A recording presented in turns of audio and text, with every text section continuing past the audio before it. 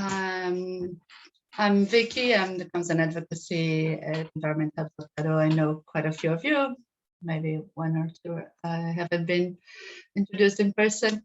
I'll be facilitating this conversation, this corridor on volunteering management, and I'd love to hear from your experiences. We have Jesse and Dan from EcoMatters doing some corridor on their experience, and also Laura sharing from Waiheke Resources Trust. I'd like to open with a karakia, and then we can do some intros. So, tutawa mai irunga, tutawa mai iraro, tutawa mai roto, tutawa mai waho, kia tawai, te Māori tū, te Māori ora, ki te katoa, haumie, huie, taikie. Yeah. So, would you like to do a quick round of just who you are, or do you want to just, might be nice to just introduce yourself, where you're coming from, what you do. Maybe Jesse, could you start, please, and then you pick someone. Just a very quick introduction. Hi, good afternoon, everyone. I'm Jessie. I do admin and accounts support at EcoMatters, and then my sideline, my side hustle, is volunteer coordinator and intern coordinator here. Yeah, so that's me. Maddie? I'll pass on to, should I just popcorn to whoever wants to? Yep. Caroline? Yep. Hi, I'm Carolyn Robinson. I work at the Beautification Trust in Manuriwa. I am recently new to the role of volunteer facilitator, so I've got a lot to learn. So I've been a volunteer many times, and I had some time in the community recycling center where I had a few volunteers as well. Now my new role is attracting and getting more bodies to the people who need volunteers here and retaining them. So I work Monday, Tuesday, and Wednesday. And you might know me too, I wear a second hat in Mangrove Bridge. I'm part of Friends of the Farm as a volunteer, and we do a lot of waste minimization work there. That's me. Thank you. Nice to meet you all. Kia ora. Maddie? Kia ora, I'm Maddie. So I work for Sustainable Wanganui. I'm the coordinator of the Wanganui Environment Base. And I manage a team of, there are about 9 volunteers, and I've got various other projects going on, but definitely a big part of my role is managing the volunteers and recruiting and yeah, all of that. So yeah, really, really excited about this corridor.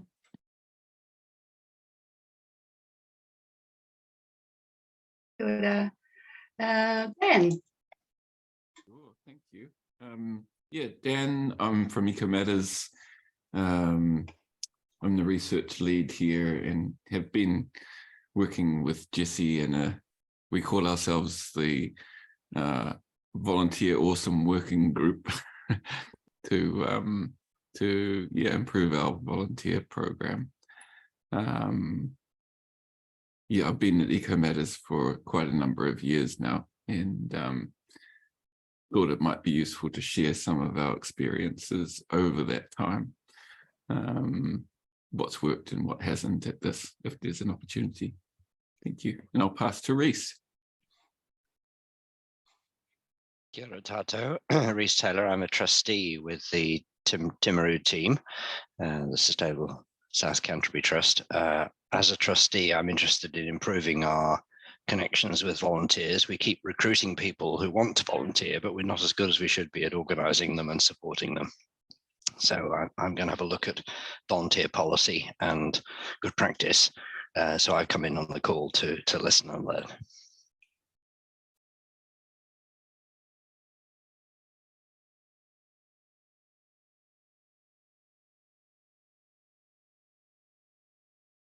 No. Hi everyone. I think I'm the only person left. So I'm Laura. I am currently trying to work on getting my face to see all of you beautiful people. But I am the administrator and event coordinator for the Waiheke Resources Trust here on Waiheke. And one of the things I look after is the volunteers for our Love Our Wetlands project, which I will be talking to you a little bit about later.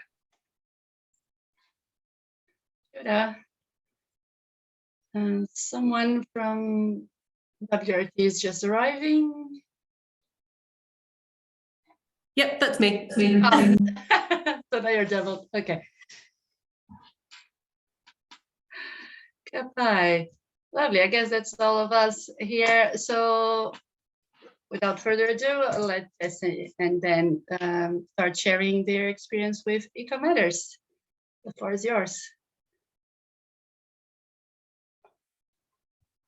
Okay, cool. Shall I start, Jessie? Jessie and I had a little check-in before this meeting, and we wondered whether it might be useful to everyone for me to share a little bit about the long-term stuff, and for Jessie to update on what's happening at the moment. Does that make sense? Yeah. Yeah, cool. So Eco Matters, I'm not sure, most of you, well, Eco Matters, we're a West Auckland based environmental organisation with, and we work with quite a number of volunteers, both, we have 5 teams. So we have a waste team and a homes team and a nature team, a bikes team, and a food team.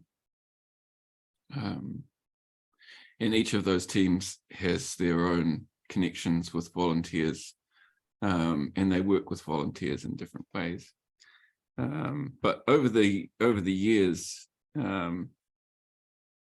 we've worked with probably, I don't have the stats now, but I guess we'd probably about 500 volunteers a year. One of the challenges that probably is useful to talk through at a later time is what we mean by number of volunteers, because the relationships that we have, we don't especially record specifics of. So we develop a relationship with the volunteer at the project manager level, and we foster that relationship primarily on a project manager to volunteer basis. And that project manager doesn't record who has exactly come. So I think we'll talk about something a little bit later on, but around that. But at the moment, yeah, it's just useful for everyone, I think, that Eco Matters has gone down a path where we have the relationship with the volunteers and foster that relationship at the project manager level. We've tried over the years some management tools for volunteer management at a higher level than the project manager. For instance, I'm not sure how many of you have used or you currently use databases that help to connect with volunteers. Eco Matters tried a database called Vega, which was intended to foster that relationship or the communication between the trust and the volunteer as a means of really staying connected and hopefully enabling the volunteer, if they choose, to support the organization in other ways. But we've sort of found, that we implemented Vega about 6 years ago, but we've sort of found that the most use for that tool has just been a general email tool rather than any special volunteer management. So it might be just us in the way that we interact with volunteers, but we haven't found, and we've explored it in some detail, we haven't found that sophisticated volunteer management systems have been particularly useful or applicable to us. Jesse, do you want to add some gems from your observations day to day?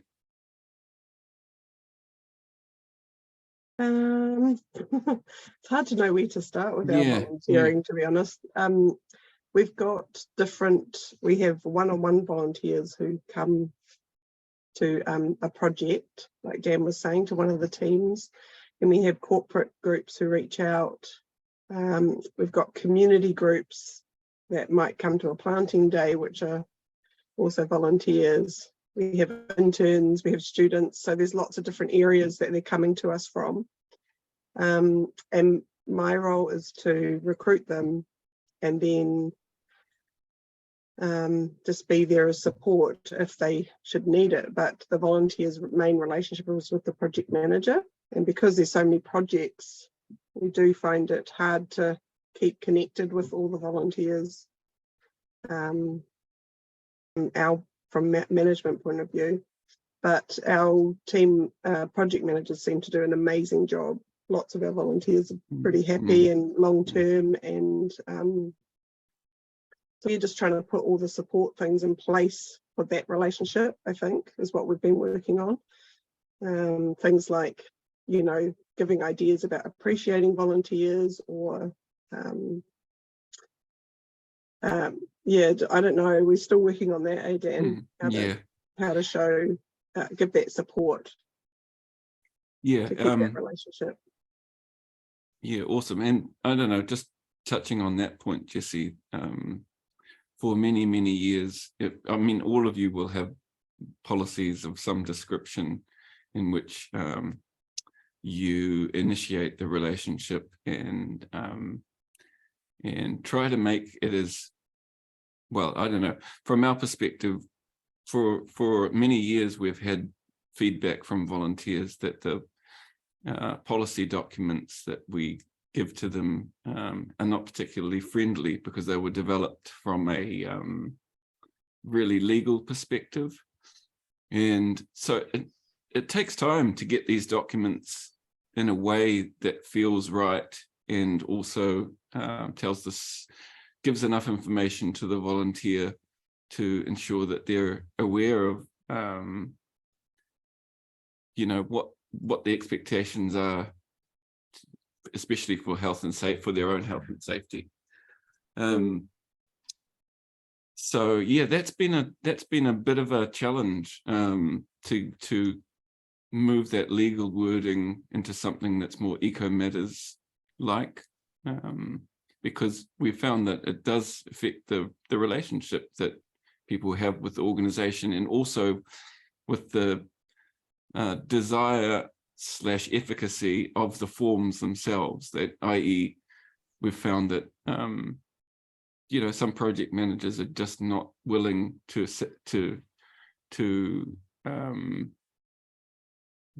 potentially damage the relationship that they have with volunteers by giving them forms that they don't feel comfortable with. You want to carry on, Jesse? Yeah, so we used to have a paper form that the staff would take with them, give to a volunteer, and they'd fill out, and that had things like just their general information, general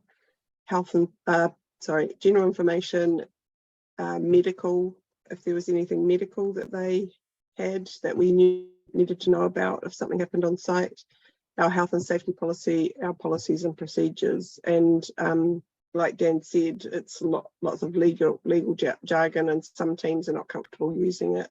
Other teams have taken it up and been fine. And we've recently turned that into a digital document just to try and make it more user-friendly. Yeah, but again, it's the same teams who don't want to use it and not using it, and the ones that were using it before are still happy to keep going. But the main thing that we need from that is the emergency information if something happens, so we can contact them. the medical information, just so that we, you know, can help them if anything happens, which I don't know if it ever really has. And then, yeah, the rest of it has been put in place by legal requirements. Yeah. Yeah. But in saying that, we do, as Jessie was saying earlier, the general feedback that we receive from volunteers is that they have a really wonderful time within Eco Matters, and we do regularly receive feedback that helps us to move, that helps us to feel like we are creating a really nice experience for people that want to support us. We often have interns from overseas, and recently we've been trialing a feedback form that I think one of our learnings is to just try to keep things as simple as possible. And the feedback form that we've been working on has just 5 questions and super simple to respond, and we've had some useful feedback from recent volunteers using that tool. You touched on appreciation, Jessie, and it might be useful for the network to hear the different types of things that we do. Do you want to elaborate a little bit on that? Sure, I might just have to find, I can't remember them all. Just for a question, I'm interested in that feedback form because we don't have one that I know of. Is that something you could share with us? It's a work in progress. I think the feedback form is okay. Much of the volunteer management process that we have at the moment is in review. But I'm reasonably comfortable with where we've come to with the feedback form, Jessie. Yeah, That'd be great. Cool. A lot of this resonates with us here, with me here. So yeah, this is really great to hear. Thank you. Yeah, don't let me stop you. Yeah, can I just ask about the feedback form? Is that for current volunteers that they would fill in on a sort of periodic basis, or is that when people leave? We've wondered about that too. We've been using it simply for as a kind of an secondary exit survey for interns. But we have been, I don't know, I think a few of you have been working with or talking about, or your centres have been talking about general staff assessments and feedback to help establish whether, you know, any general policies in your organisation are working, and, you know, just getting a hand on the pulse, fingers on the pulse of how your organisations are going. And we've been thinking about that too. And we wanted the volunteer questionnaire effectively to align with the staff questionnaire. And so we're considering quarterly invitation to volunteers to help us, you know, understand how we're doing, and for that to coincide with the staff questionnaires. Yeah. And it's, although the staff, we haven't trialed the staff one yet. It's, yeah, we're hoping for we will be looking at alignment between the 2 questionnaires. I think the other thing that we're finding hard to get feedback from volunteers is knowing, with interns, it's really clear when they leave, so we can send them it. But with volunteers, there's not really any clear definition about how long they're staying for, when they're going, you know. Yeah. So it's hard to know when to send them that. So that's why we're looking at something that works with the staff as well, I think. And let's see, what about these strategy sessions that you mentioned that you started recently? Would you like to just consider about time, keeping it to still have Florida to go. I'd like to share a bit about that, how that's going. Yeah, Dan might know more, but I think it came from the board, didn't it, Dan, that we would work on our volunteer strategy.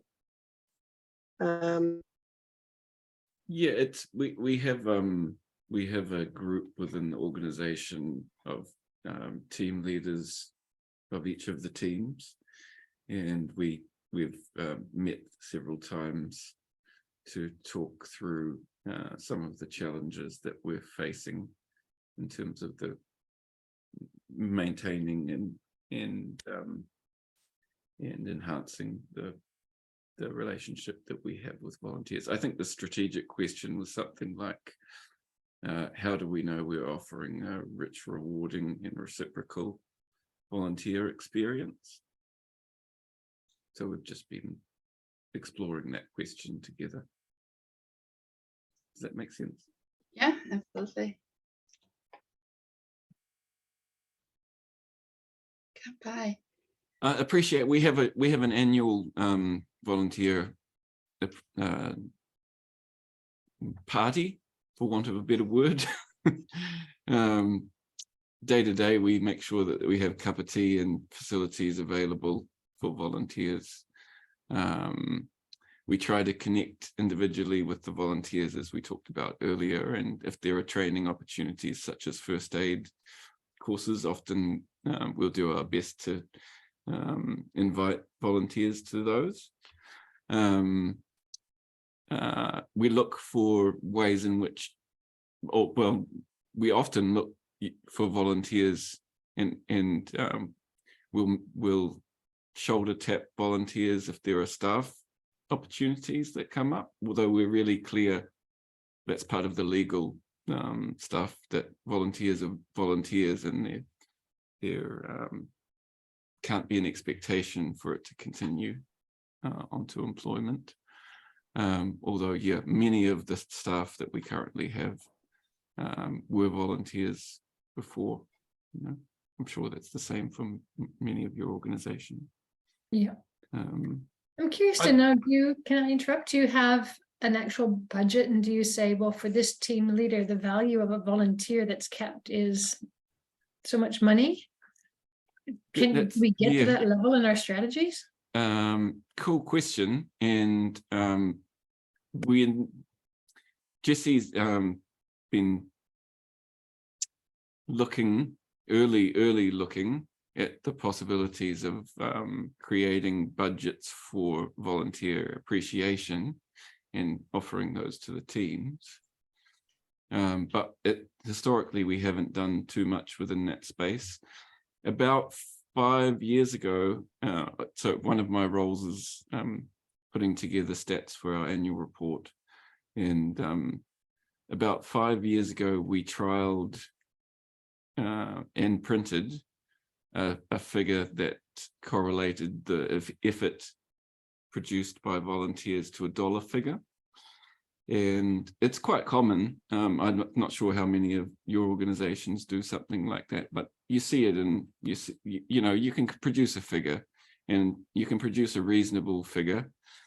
And we tried it, and to be honest, it didn't feel very good for us to be conflating that the effort produced by the effort of volunteers to a price. Something didn't feel right, and we did receive a little bit of feedback from people connected with the organization that was like, how is this to you? So I think we only printed it 1 year, and I think it was primarily in response to Nick Smith, who was the minister at the time, so it was many years ago, and he made some comment about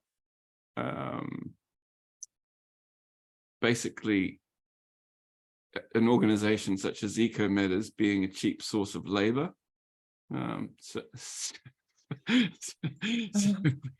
So we wanted to go stuff you with.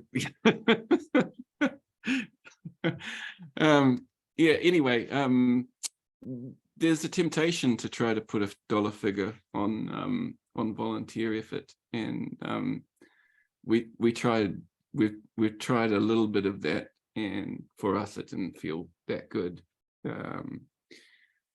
There's also a request and a temptation to report volunteer hours.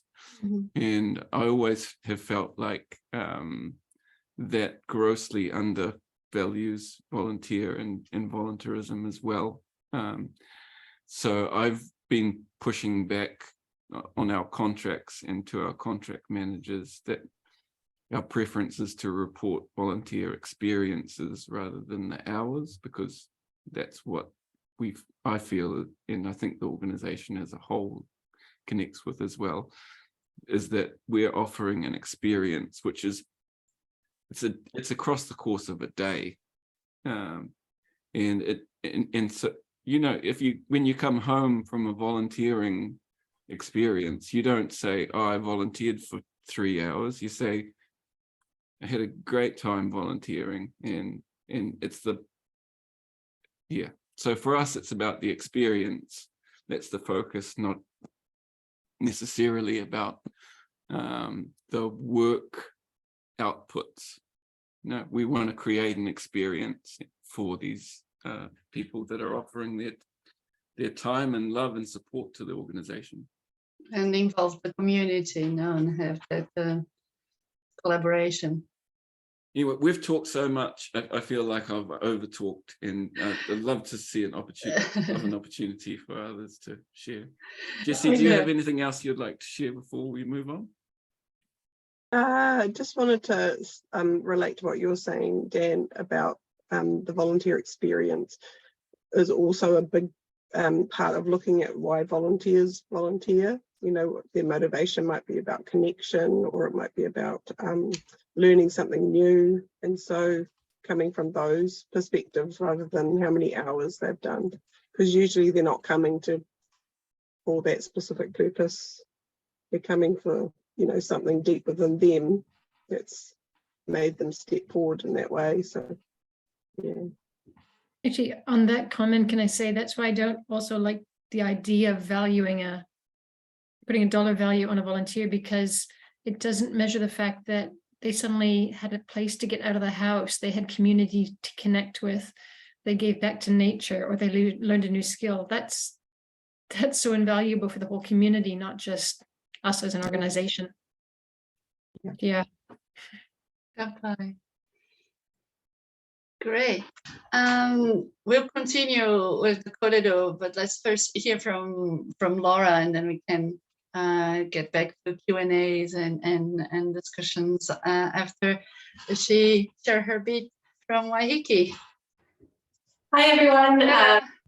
Apologies for the earlier issue with the video, but hopefully everyone can see me now. I am going to talk to you about one of our specific projects, because we have a lot of volunteers across the various projects that Waiheke looks after, but one of our biggest is Love Our Wetlands.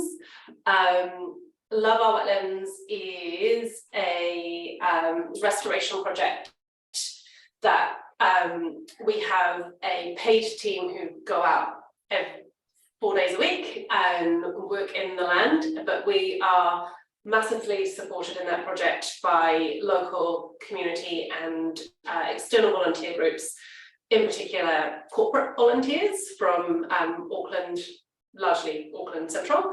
And the project is all about restoring the wetland, and we, as you guys were just talking before, really when we get volunteers, we talk about what they get from us as much as we talk about their value in terms of what they do while they're here. And I thought, when I was thinking about how I was going to talk about it, I think I'll just talk about kind of the process and cover the various bits and sort of the way that a volunteer would experience them. So for our volunteers, we have various streams in which they come from. We have an advert on Seek, advertising for volunteering, in particular for Love Our Wetlands. We partner, we remember, with Volunteer Auckland. So there's another organisation that send us groups that are looking for volunteering opportunities, and they sort of promote Love Our Wetlands as an opportunity. You can contact us via our website, and we promote on social media that there's this project you can get involved with, and word of mouth and repeat groups. So we have now a significant number of corporate groups that have come through the Love Our Wetlands project, and they have, what we're seeing is a lot of those larger groups like KPMG and Deloitte and the banks have green days or give something back days, and they will year on year come and contact us and say, we would like to come back, we would like to do that again. Or groups that work, like KPMG has lots of departments, one department will come and then they will hear from that department, like another department within KPMG will be like, oh, we heard from the accounting team that they did this and we want to come. So word of mouth is a really big one for us. Once they come, they largely, all of them come to me via email, phone or whatever. Some of them contact the original person who was looking after this project, but she now just forwards all of those emails straight on to me, and I am the main point of contact for all volunteers coming for Love Our Wetlands. And what I find really helpful is that we have a really clear process around that communication. So they will come in, like whichever way they come through, they will all get the first introductory email, which is something we've created. It looks a bit like a MailChimp one, but it's within now, like it's a spread, like a template that I've created in my email, and I just, you know, put in the relevant information that they've already given me.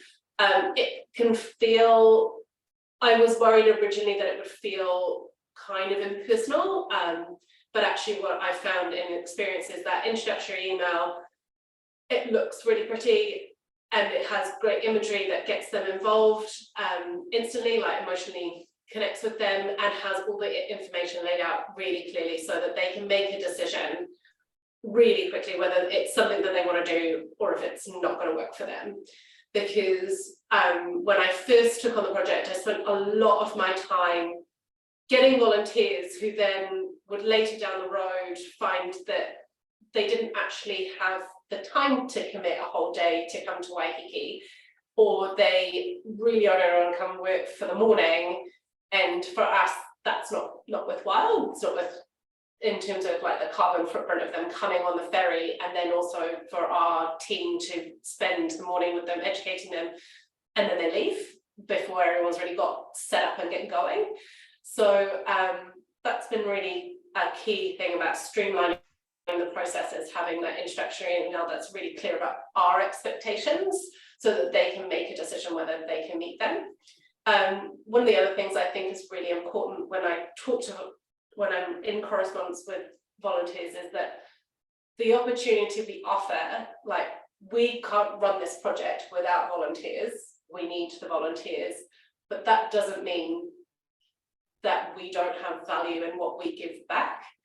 It's not just a process that they come and plant a bunch of trees, they leave with a knowledge and an experience that is worthwhile to them.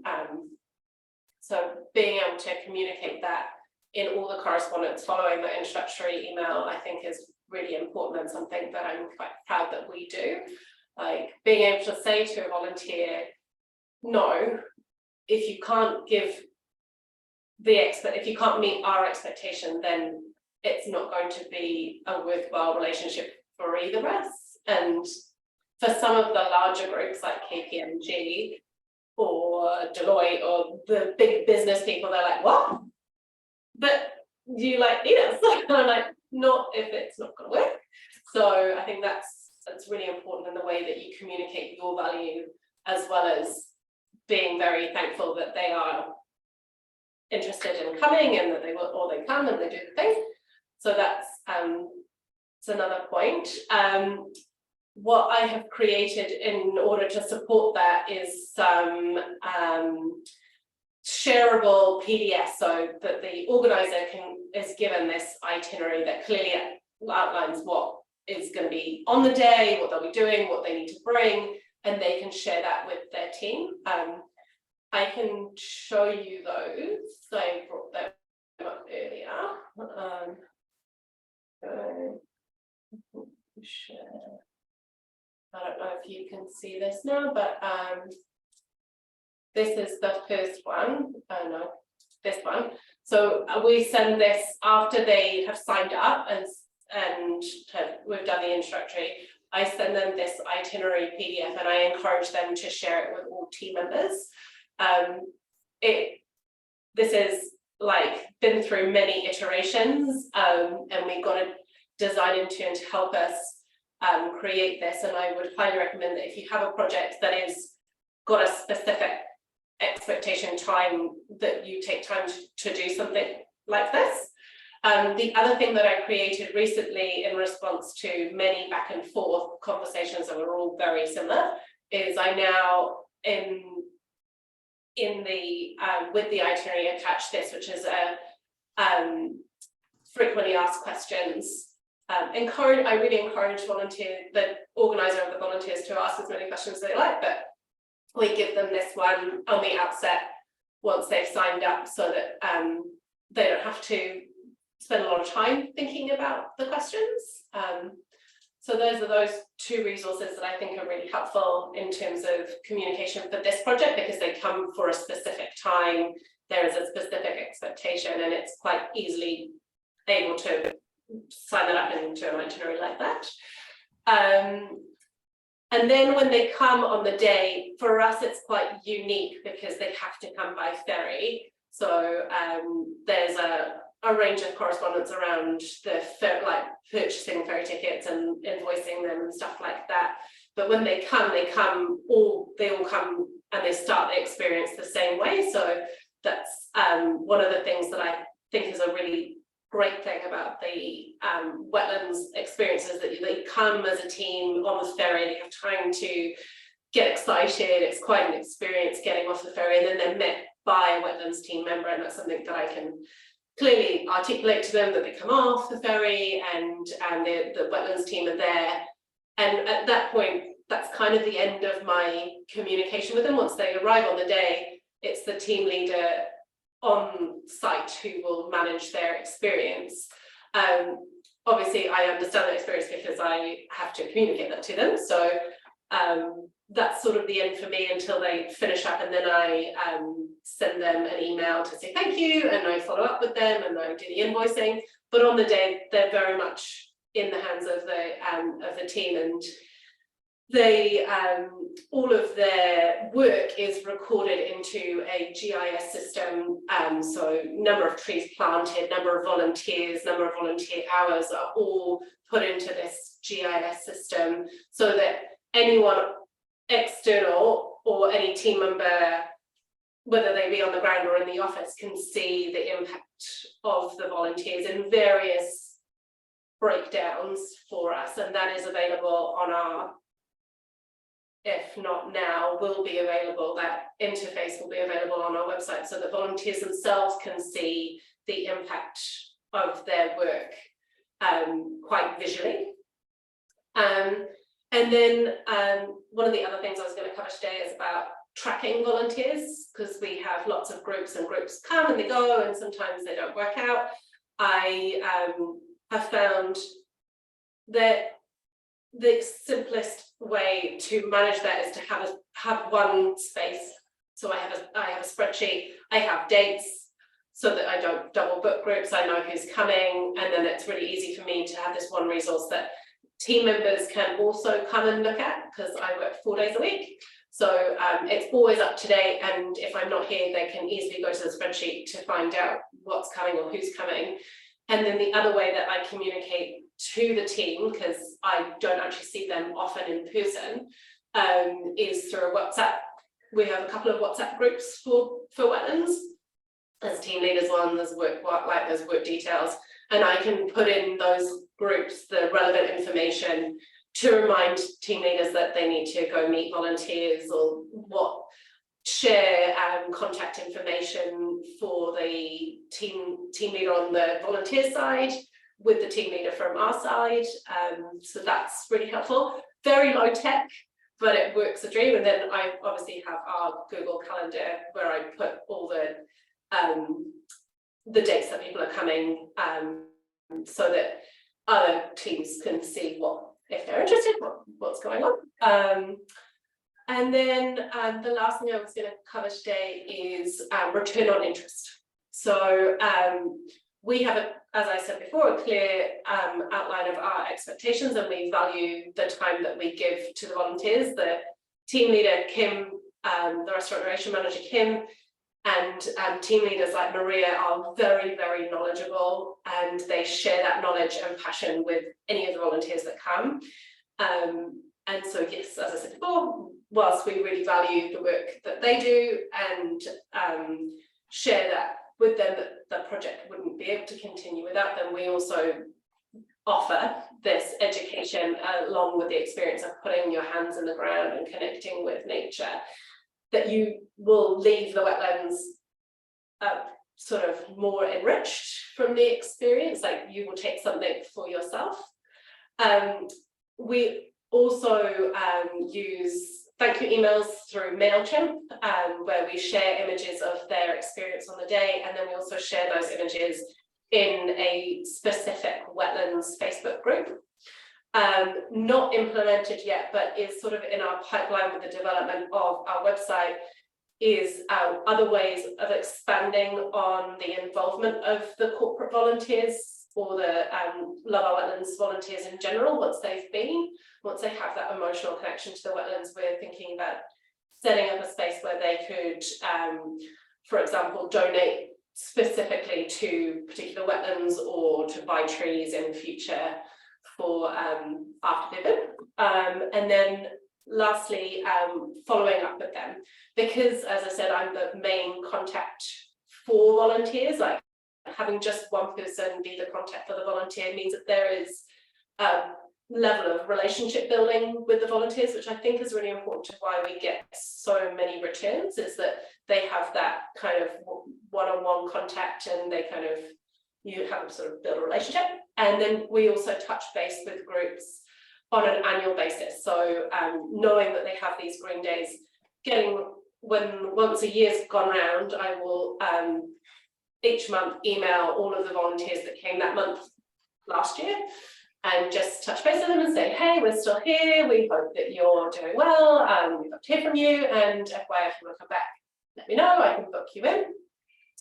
And also giving them an update on where the project has gone from the time that they were here last is another part of that email. And then lastly, we feature groups in various other, the groups that have come, we feature them in correspondence elsewhere. So on our own WRT social media, and then like images sometimes feature in the signatures and things like that, so that when we're talking to them in those emails or they're interacting with the website, they will see themselves again to build that relationship. And that in a nutshell is pretty much all I have to say on corporate volunteers and wetland stuff. I'm happy to answer any questions anyone has. Okay. Thank you, Laura. Riz, do other volunteers, do others ask volunteers about photo release? Do you get permission to use them? Do you have a signed agreement or something? So one of the things when volunteers arrive on the day, they are given typically on the iPad a risk assessment form that they have to sign. And on that, we talk about, at the bottom, there's an option to tick to say that they're happy to be in the photographs. And I find 99.9% of volunteers love to see themselves being shared in that positive space. So all of them pretty much tick it, very few don't. Yeah. Anna? I just have a question about, so your corporate volunteers, is it a bit of a challenge sometimes to kind of decide whether they align with your values or whether they're kind of just doing it because they want to slap their logo, their organization on a do good project? Is that ever like a bit of a, you got to make a bit of a moral choice, or? I've not had any volunteers whose work, like the consideration of what they do, hasn't come into it. What I do find that I have to push back on, which I think I highlighted a few times, is that because we're Waiheke and it's an experience in which a lot of people want to come and they're like, oh yeah, we'll go plant a tree, or we'll go take a picture of us with our feet on a spade or whatever. And then we're going to go to a winery and sit and have lunch. And I have to have quite strong conversations with a number of volunteer groups about how, if you come, and because we have a discounted ferry ride, that is the discounted ferry ride is to encourage them to come, and as a way of saying thank you for coming and doing the work, and that the itinerary is such that we have built in time at the end of the day if they wish to stay, but it's not lunch. They can't come for the morning and just have lunch, and that's the biggest pushback in terms of making them very aware that when they come, they will be expected to work, and we work them hard in the rain or shine. And that is one of the most important discussions that I think happens with the volunteers for this project, is making sure that they are, whatever their motivation was for coming, that when they come, it's worthwhile for both teams, and that both parties are going to be engaged in something positive. Is one of the hardest ones for this one and our particular location, I think.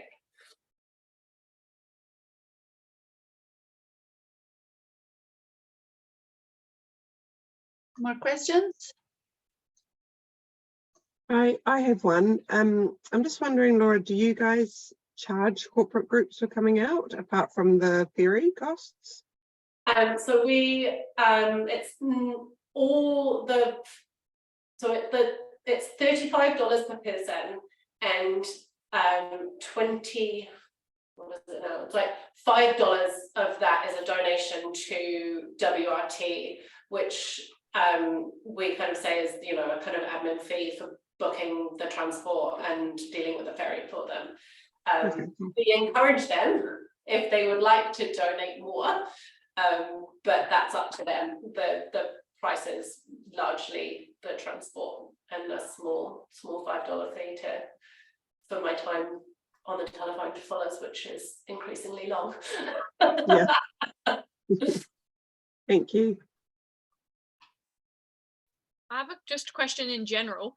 I know that here in Tairāwhiti, the Environment Centre struggles with getting kind of like organic feedback that they don't, and kind of sharing that feedback of people's experience without it kind of blowing their own horn and saying this is how great we are. And I wonder whether any of you have had that challenge, or how you kind of manage that. And I think it's partly, you know, being a bit humble, but also there is a bit of a thing about if someone's come and given their time and then you're hassling them for questions, and you want kind of something that you can post on your Facebook, like how to manage that and get kind of more organic feedback.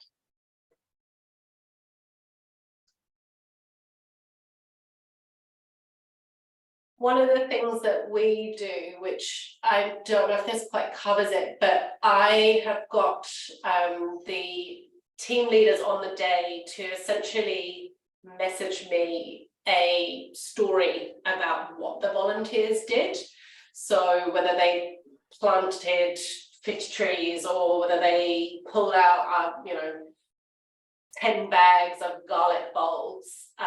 And that's what, when we post the thank you on the Facebook page with the images of the team holding up the Fuller's sign and doing all the thing, and like images of them in the wetlands, there's like the blurb underneath is all about their work, like who they are, and kind of a personal story about individuals within the group. So it's like, you know, we had Team Wasserman came and they did this and that, and you know, they worked hard in the rain, and you know, Steve in particular won the race for how many plants, and that can, in that personal message, then the people who volunteer, who are then encouraged to go and check out the social media, will then like comment about the competition, or about like, you know, some sort of like a way for them to engage if they want to, but they don't have to, and kind of making it more personal so it becomes a bit of a dialogue.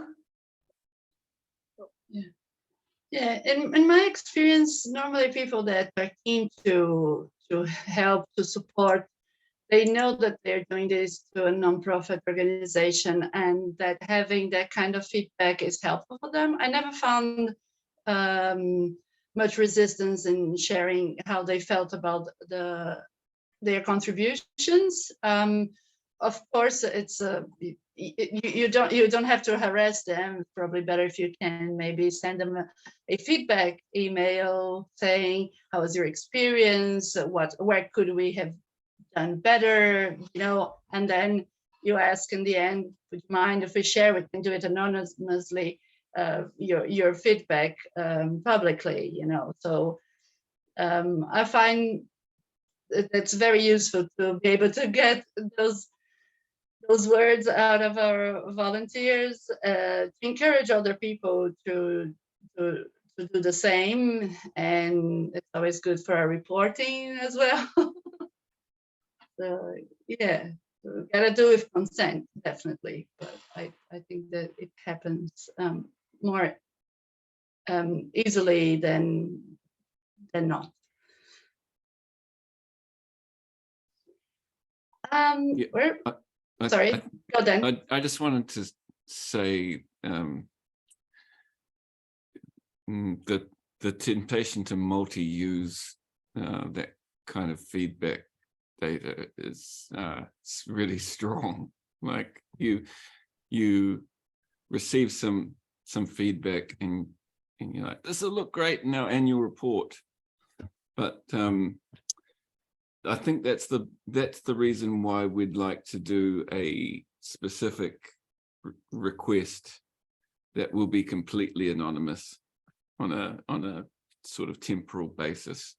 And the purpose of that is to get an understanding of the program. So we wouldn't be using it in any other way. We would just be using that feedback for to improve our volunteer program. Now, whether it's going to be useful or not, because we do receive feedback in other ways, or really organically, like through our Facebook page and through just general emails that we receive. So it might be that the path that we're going down might be too much and unnecessary. But I think that just having getting feedback and then retrospectively going, oh, can we use this? Doesn't feel as good as being clear about the intention and purpose of the request and sort of staying with that. Yeah.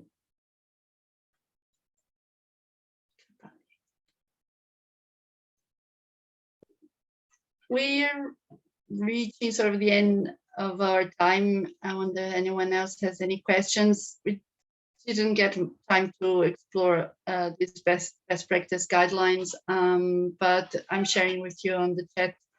It's from Volunteering Aotearoa, and it's got the life cycle of volunteers. So from recruitment, onboarding to exit, what are the best practices that they've come up with through surveys and research in a number of years that they've been doing. It was first launched in 2012 and it's been reviewed recently. So pretty good material, I would recommend.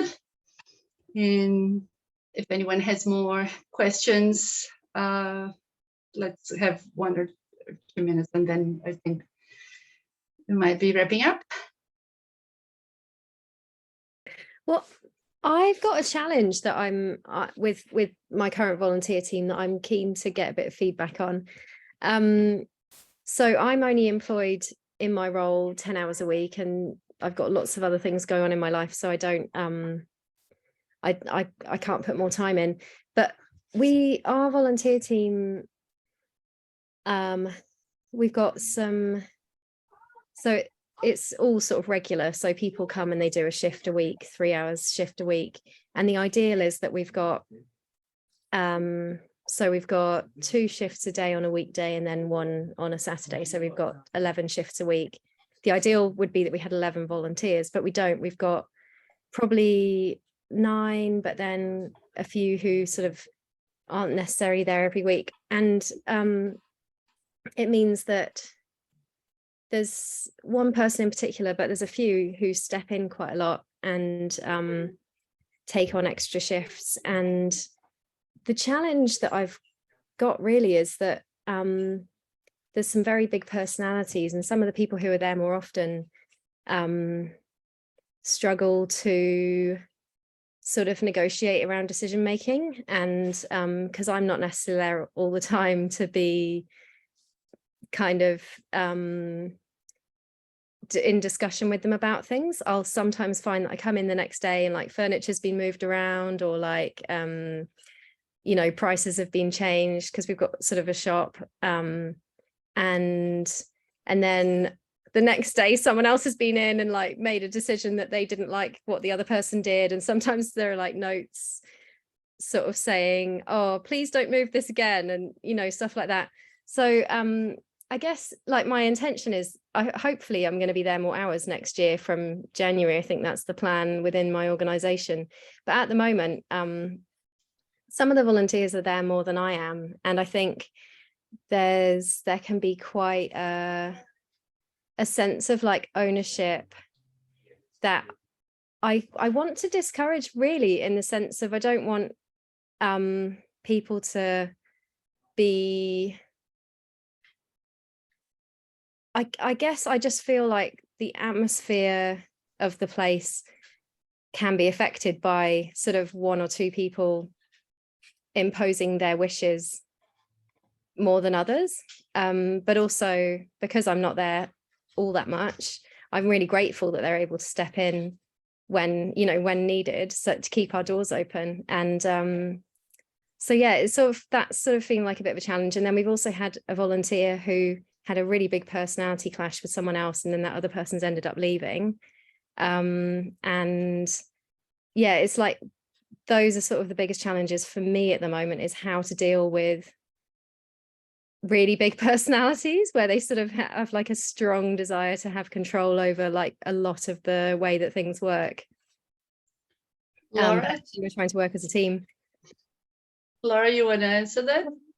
Yeah, so this isn't something we have had, it may have happened with our volunteers, but what we have done here in terms of as a team, because we also have people who aren't here, like not many of the team are full-time, so people are coming and going, is we work during our year planning on a culture document, which everybody fed into, which from that we have sort of a working agreement, which means that everybody who so it comes from the culture document, says who we are as WRT, then there's sort of like this in development currently, because year planning only just happened, but the idea is that from that we will develop a set of working etiquette rules that everybody signs up to, and everybody's signature is there on the wall to say, I agree that these are the ways that we are going to work, and this is how, as we are going to deal with our conflicts, and how we're going to deal with our positives, and how we're going to share feedback and value and things like that. And I think that could potentially be something that you could do with your volunteers, because they're coming to the same space and they're working together as a team, is to create, to get them to feedback. They have to, everyone has to create it. We had a culture document that was created a long time ago, and it then didn't reflect who works here now.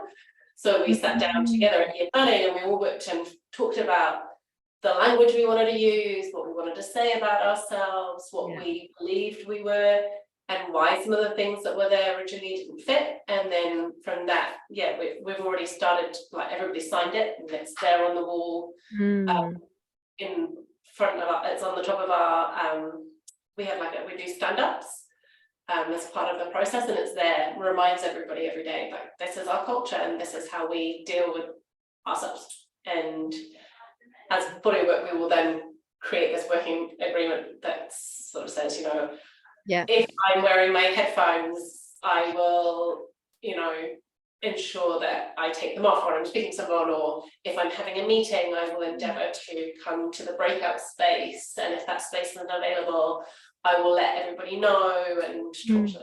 Just kind of general things that say, Yeah. that aren't unreasonable. Yeah. And then, right, like you don't do them, you're like, oh. Yeah.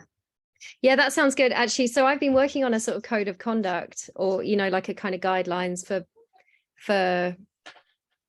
I didn't want to use the word like behavior, but like sort of that kind of thing.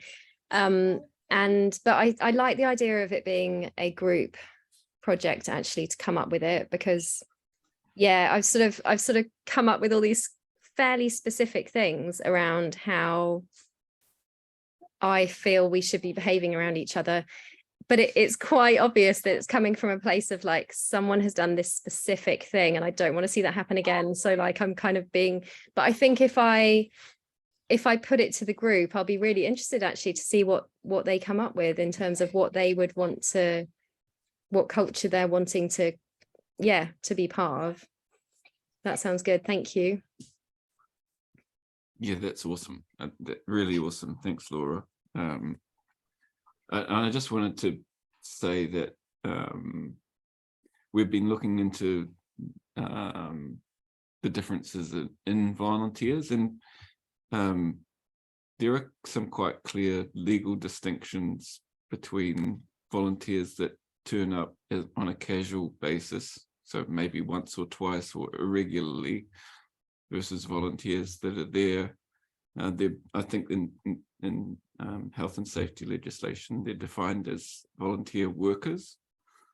So they're the workers that you're talking about, I suspect, and they have the same rights and responsibilities as employees. So it's quite logical to be including those people as part of your culture discussion.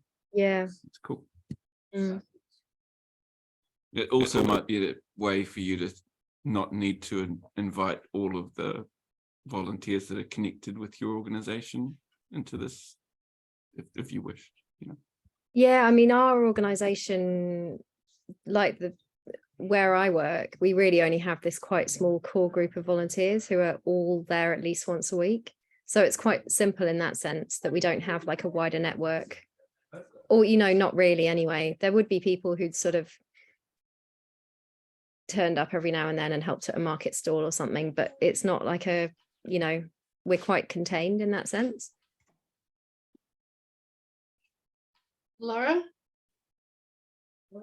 One thing I was gonna add to that comment is that if you're having some dynamic issues, it might be nice or make a better starting point if you take the working on the culture document somewhere else, on like neutral ground. Like for us, we go to the local library for our year planning this year, and it felt like a really good space because it was outside of our day-to-day working environment, and it has logistics for us because it meant that we weren't being interrupted, but also just being in a space that wasn't anyone in particular's kind of turf. It makes for kind of quite nice level ground. And cakes are always good. We always start everything here at WRT with food, and I think definite value to that, particularly if you're trying to do something to give something that might be uncomfortable a positive twist, is if food is a great leveler. So you get everybody, they bring a dish and then everybody shares food together. It's like you can't kill each other, like the Game of Thrones thing, you can't kill each other if you shared broken bread. Yeah, that's me. Goodbye. Well, great kōrero, everyone. I think we have our time for today. Thank you all for your contribution.